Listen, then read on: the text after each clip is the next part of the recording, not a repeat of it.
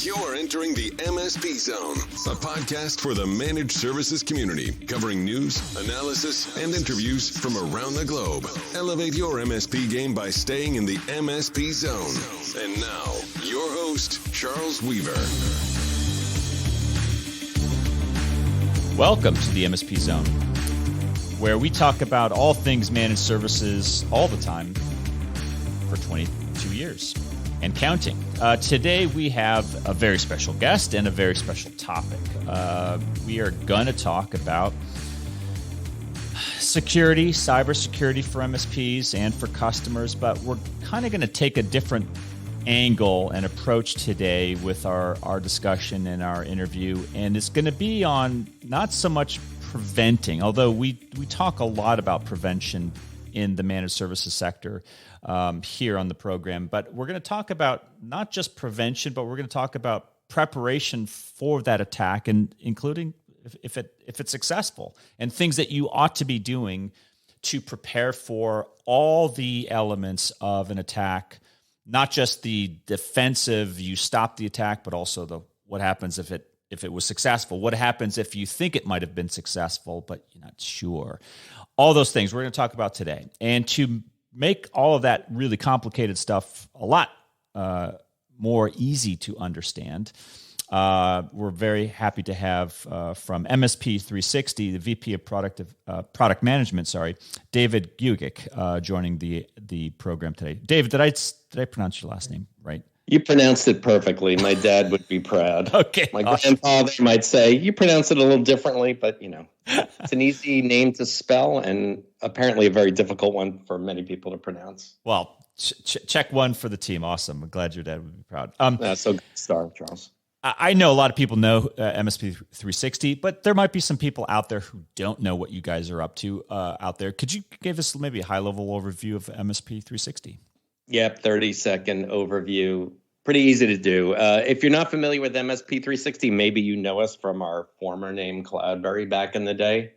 We provide backup services to the MSP community, so we have been for more than a decade in the backup space, helping MSPs protect their customers, their Windows, Linux, Mac OS. We support a variety of applications, including hosted applications like Microsoft 365 and Google Workspace. But one of the unique value propositions that we provide to our customers is, low cost, centralized management, but we facilitate that low cost and high profitability for the MSPs by integrating with public cloud storage vendors. So wherever you are in the world, there is likely a public cloud storage vendor that we support. The big five would be, Amazon's AWS, Wasabi, Microsoft Azure, Google Cloud, and Backblaze B2 have regions all over the US. And you get to open up your own cloud storage accounts with those vendors directly. And so you're paying the lowest possible price for storage. You're getting your customer data off-site, protected in the cloud. So that's one of the ways we've been really able to help MSPs and also lower their service fees so they can, bill their customers an appropriate amount for the services without overcharging them, without putting themselves in a competitive deal that they might lose, and while maximizing profitability. And most recently in 2021, we've expanded our portfolio of products.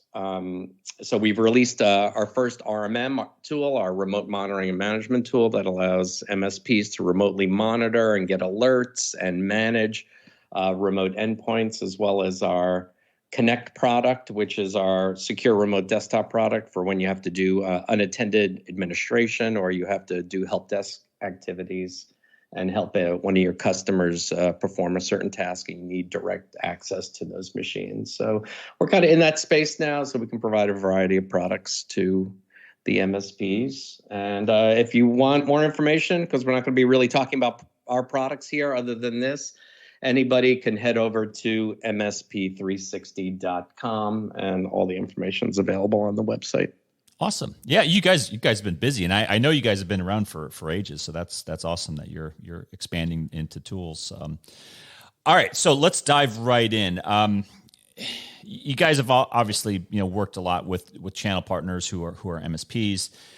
But before we really get into the heart of the matter today, give us maybe your perspective on 2021. How did we do from a cyber defensive posture standpoint? And then, what's new or different or noteworthy from 2022, if you can? I think one thing I like about the MSP community is their continual evaluation of tools out there that help them protect themselves, really, because MSPs are under attack, just like your customers. MSP customers are under attack. So there's a lot of security solutions out there. Sometimes they're referred to as EDR solutions, endpoint detection and response. And so there are a lot of products out there that can do a great job. But the things that we're seeing right now are that the ransomware creators, if you want to call them that, and that's certainly a loose term that I'll talk about a little bit more. I think a lot of people would have different terms for them, but use creators. Yeah, and I'll just jump ahead and just say, like, when I say creators, I think we think that people that create this malware are often, pretty smart, even though they're doing dastardly deeds, right? But we've seen in 2021 that ransomware has become ransomware as a service, that the people who are creating the various families of ransomware out there are now using services to license and really rent out that ransomware that anybody feels like doing an attack, right? This is kind of dark web, awful stuff. So you no longer have to be smart and create your own malware if you want to try to deploy ransomware and get somebody to bite and hold their data as ransom. You can now just, sign up with a service and say, I want this particular kind of ransomware. And then the service that you're using will probably just get a bite of the apple. So they'll get some of the Bitcoin that's generated. So that's kind of awful. But we see that the ransomware, creators, if we want to call them that, are sort of been in lockstep with us. So as our security solutions improve, they sort of improve their, techniques to avoid detection and things like that. We saw that attacks were up over 100% in 2021 versus 2020, and that they more or less tripled since 2019. So the number of attacks is going up. I think, if I remember correctly, SonicWall had stated in one of their reports recently that there was an estimated 623 million ransomware attacks. Not all successful, obviously, but a lot of them.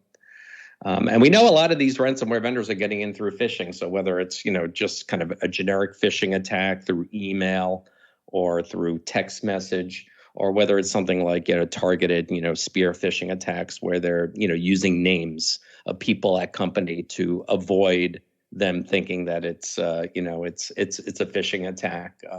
They're contacting, Carol in the accounting office and using names that she might be familiar with in order to get her to bite and click on a link or provide some information over the phone. That seems to be how many of the ransomware attacks are successful, through things like targeted phishing. Yeah. And then the other awful stuff is that we've all seen this in the last couple of years, is that it's no longer just, we're going to encrypt your data and threaten to throw out the encryption key if you don't pay us the ransom. Ransomware, these malware, these bad actors have now, exfiltrating the data, right? So they're stealing data. They're no longer just encrypting machine by machine. They're spreading around a network. They are looking for all the data that they can capture that might be useful to them. They're exfiltrating that data. And this is all done usually before the encryption happens. So before anybody's alerted, the data has already been exfiltrated. And now it's a threat that your IP will be released. And those double extortion threats, from all reports, are now turning into, why stop a double when you can do a triple? What does that even mean? These triple extortion threats, they're not only exfiltrating data, but they're sifting through that data. They're actually closely examining it in an effort to send out ransomware requests to people who are a part of that data. A good example of that was a psychotherapy provider that was hit. And obviously they have very detailed, very personal therapy records from all of their patients. Sure. And why hit the psychotherapy provider with a ransomware attack when you can also hit all of the patients who maybe have said very private things that they would not want released? So, they're trying to get smarter, because I think, the number of, decryption sites that are out there, the the general, MO from the FBI, if you're in the United States, is that you should not pay ransoms, and nobody really wants to pay them, even though they are paid sometimes. So ransomware creators are looking for other methods to ensure that they're going to get paid.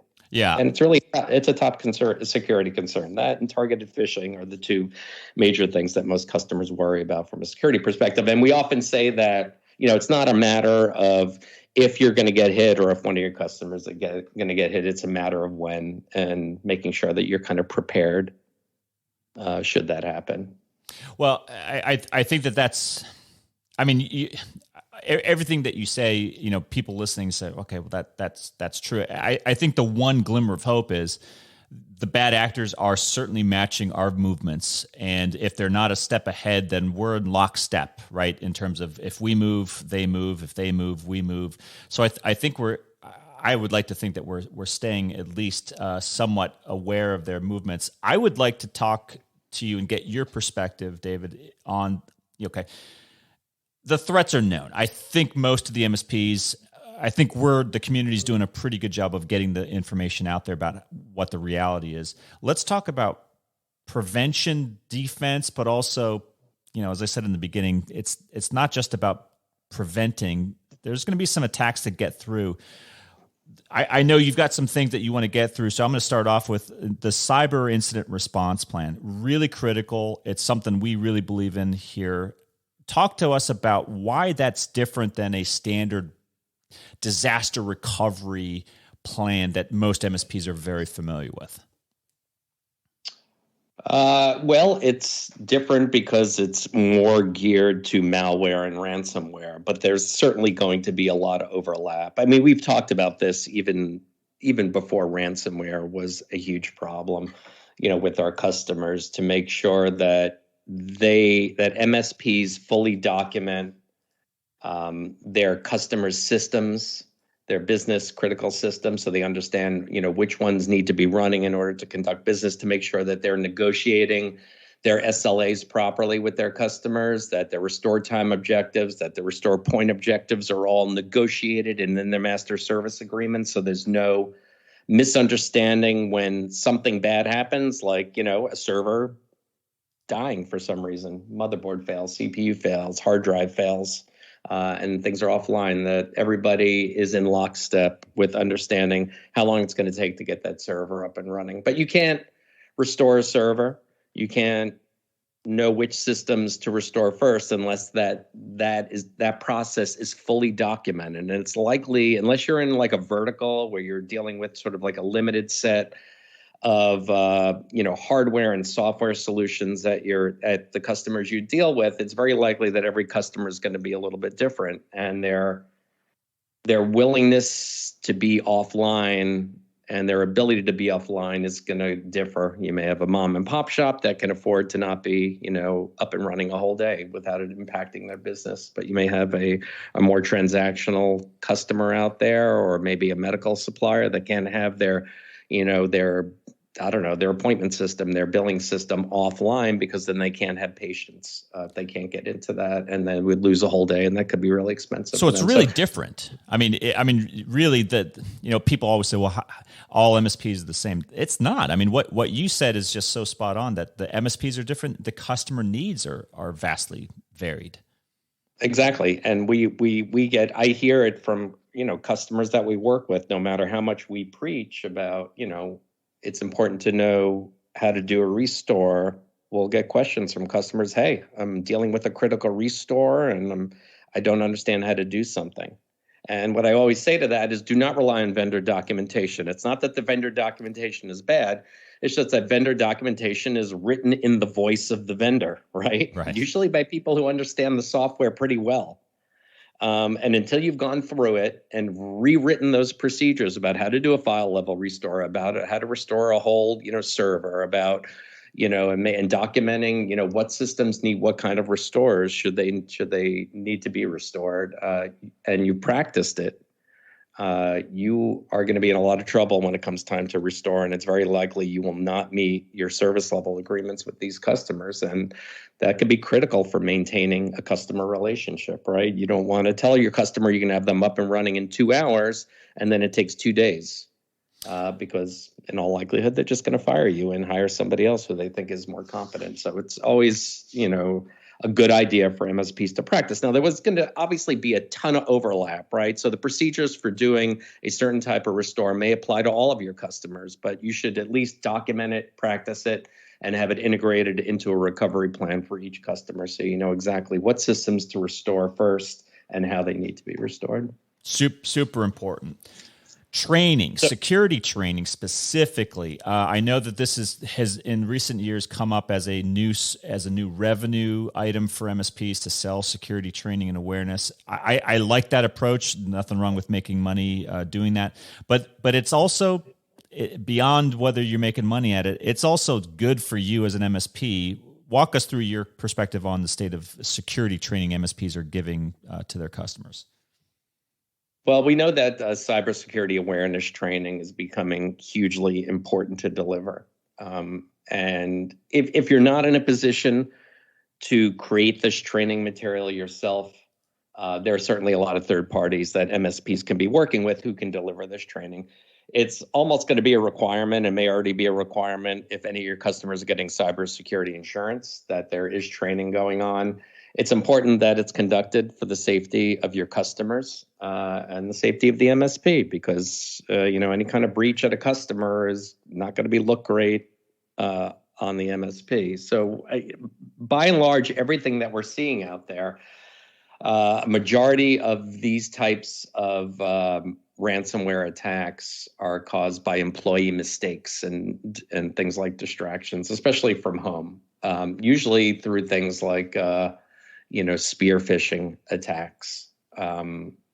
So I think it's really important that MSPs conduct regularly scheduled training, and most of the MSPs I'm speaking to now have started to do that. This was something pretty new in 2021 to have this integrated into their services so they can make sure that new customers are fully trained, that as these customers onboard new employees, that they're trained, that every year maybe there's things going on.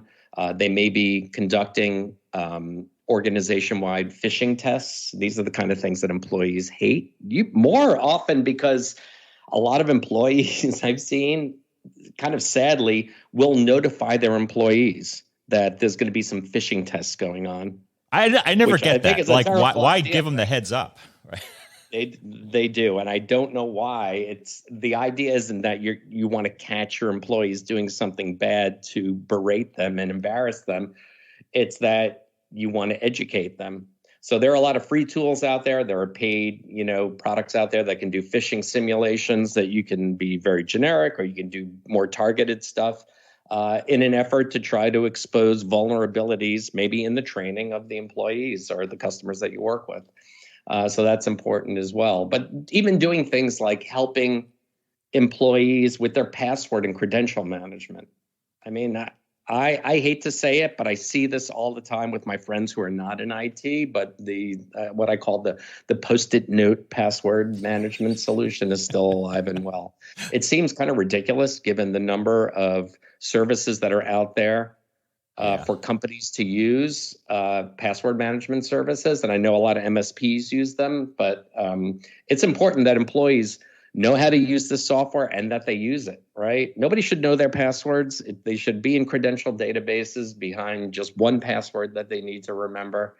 So they need to have these solutions. And I think if MSPs aren't offering them, they're doing themselves a disservice, because they're inevitably going to force employees to use passwords that are very similar if they do password rotation, and password rotation has been largely proven to be ineffective. It's much better to have a very long, complicated password or passphrase, even if it's a sentence that you can remember. But if you're using a password, management product, they can generate long, random passwords. You never need to know what they are. They're always in the tool and out of your direct knowledge, and that can help a lot. Yeah. The other things we talk about are like using your work laptops for work, try to avoid personal use of work laptops. I don't know that that's reasonable. Also, what I see is that a lot of work laptops are used for personal stuff, but make sure that, if they need to be on the VPN, they're through the VPN, or make sure they're always on the VPN if you want a little more control. And especially with all the folks working at home, making sure like home routers are configured correctly. This is like a huge, least common denominator. You work to harden the network at your customers, at their offices. It's great. You control the hardware, and then they get all these employees working from home, connecting through VPNs, and are they on networks that are using, good security? Do they have things like universal plug and play enabled when they shouldn't? Are they using just a router they bought at the store and they have remote router administration enabled? Or, is their firmware not even up to date, or is the router not even supported anymore? Easy stuff. So, I mean, easy preventable stuff. What you're saying. Preventable if the questions are asked, right? Yeah, right. A lot of times you get routers from, your ISPs, and that's fine. We'd like to assume that they're updated, maybe not, but you can always add an additional router to a home network, plug it into the ISP's router if you want an added level of control over it. And home routers are not too expensive. And if, MSPs are in a good position to recommend hardware and get things set up for anybody who's working from home. So those are the kind of things that, we talk about from a training perspective. And I think most MSPs are moving into the training area, even if they're not doing it themselves, but there might be money to be made if they are delivering the training themselves. So it's something that MSPs should definitely consider if they're currently outsourcing it, maybe bringing it in-house. Yeah. We got to talk about backup. I mean, backup is obviously still very important, legitimate, important, not just for business continuity, but now for security. So what maybe don't MSPs routinely or customers routinely think about when it comes to backup as a security defensive mechanism? I think MSPs by and large are pretty good. I mean, I could tell you that when I joined MSP 360 about 5 years ago, and we spoke to MSPs, and we did our annual surveys, only about 80% of them that were in the services area were selling backup services. That means, 20% of customers were declining the service. That was partly because the MSP may have been offering a service that was just too expensive for some customers. Mm-hmm. We don't really, or that customers were unaware of the importance of backup. I think, with ransomware out there, with it being in the mainstream news, you read about it, Colonial Pipeline, MSPs being hit, MSP-related software being targeted, because why target an individual customer when you can target software that has access to 1,000 different customers, right? I think customers out there are aware, right? Even if they're in a vertical like the dental industry that had been hit, a couple of years ago, they're aware that of the risks. So I think because customers are more aware, they're more likely to buy backup services, and that's what we've seen. Backup services used to be at a level below things like security and RMM, right? Security was always up there. Now we see them, it's a top tier service. Almost everybody is able to sell backup services. And every customer is buying it. And a lot of MSPs will not even work with customers who say, I refuse to pay for backup. I don't think it's important because it's a risk for the MSP.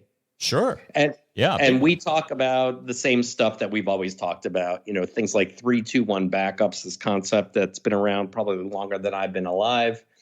The idea that you're going to have, 3 copies of your customer data, the live data, and 2 backup copies. And one of those backup copies, should be offsite. Traditionally, this might have been tape back in the day when, they were talking about this offsite protection. Now, because tape is fully air gap, now your quote unquote, I'm doing a little air quotes in the air gap solution is really the cloud. The benefit of the cloud is that, it's access through a different API than your NAS that's on your network. So if ransomware or really any malware gets on your network and it starts to do some harm, it's going to see your local backup data. So you should have local backup data because local backup data is fast to restore, but you should have data offsite somewhere. And really the public cloud, or if you're using different solutions, private cloud, has been a good solution for that. especially with features that have been added to public clouds like immutability, sometimes called object lock, or worm, write once, read many. There are options now with cloud storage that allow you to effectively put a time lock on the data. So should some bad actor get access to the account or the software that manages the backups, and they try to delete the backups, which is something that ransomware tries to do, because if you don't have backups to restore, you're going to be more likely to pay the ransom. This cloud immutability effectively locks anybody out from deleting. It's like a time lock on a vault. You can't delete that data until a certain time has passed, which can be managed automatically by the backup software. And the other stuff we talk about, and I won't mention it again because we already talked about it, making sure that you establish your restore point objectives and your restore time objectives with your customers. If your customer says, I can't lose more than 15 minutes worth of data, I guess I am talking about it again. See what happens? No, it's fine. It's important. On their SQL server, then you make sure you run transaction log backups every 15 minutes to make sure that you can minimize the amount of data loss. If they say I can't be down more than 2 hours if you need to restore a system, then you need to make sure that with whatever software you're using to support them, you can restore an entire system in 2 hours. And if you can't, that they're aware of that. If your restore time, it can only be done in 4 hours, that has to be explained to your customers in advance. And then they can make the decision about whether or not to go ahead with the contract. So, we talked about, testing your backups and restores, documenting stuff. That's the stuff we talked about earlier. And don't be afraid to use more than one solution. And I don't think MSPs are. I mean, I hear this from MSPs all the time. They might use one solution for certain types of customers that need, say, certain features like business continuity. But for other customers or other servers or endpoints that they're managing out there that don't need those types of features, they may use a different solution. So, don't be afraid to use more than one solution to satisfy the requirements of your customers and to minimize your cost, your customers' costs, and, maximize profit as a result. Yeah, I think everything that you're saying just screams to me that every MSP is going to have a very different conversation and strategy planning session with their customer, with each customer. And that's what, for all the MSPs who think that they're commoditized, which I don't know if all MSPs think that. I certainly have heard that argument. I think it's rubbish, because what you said proves how different and unique and kind of special in a good way every MSP relationship is. And all these strategy points that you've articulated are fantastic, but they're not cookie cutter by any stretch. They're not cookie cutter. No. And I like, I'm an engineer by education, right? And, I've been in software development and database design. So I think even though I'm in product management now, I'm a pretty technical person. I love reading the articles, about these companies like, Akamai's analysis of Conti's ransomware, or like the DFIR report, I'm not sure I'm pronouncing them right, that did a whole analysis of, the quantum ransomware. There are companies out there that kind of pick apart these ransomware products and sort of like create flowcharts about what they do, how they obfuscate, how they propagate, the techniques that they're using. I find this stuff sort of fascinating from a forensics perspective because it's sort of interesting. There's a lot of good YouTube channels out there that you can certainly watch to see this stuff done in real time, this analysis. But I think as a Windows user, I find it a little terrifying as well to see exactly what they're doing. So it's, you can be sort of wowed at the technology that's being employed to do something bad. And then when you just step back, you're like, holy cows, this stuff is seriously dangerous. And not only must MSPs protect themselves and their customers, they need to be ready. And that's what we're finding. As we talk to more and more MSPs, we're hearing more and more that they've had a customer, sometimes more than one customer, that was hit by something like ransomware, and they had to go through, a fairly extensive restore. I mean, the story I usst to tell, I know we're getting low on time, so I'll tell it very quickly. This happened like 3 years ago. I have a good friend of mine who's in the dental industry. She's a dental hygienist. She was, surfing between many dentists at the time. She called me up one day because I'm her friend, technical support person. And she's like, David, I don't know what's going on. We can't access any of our patient records. And there's this weird message on the screen. Of course, it was a ransomware message. Nobody knew what Bitcoin was there.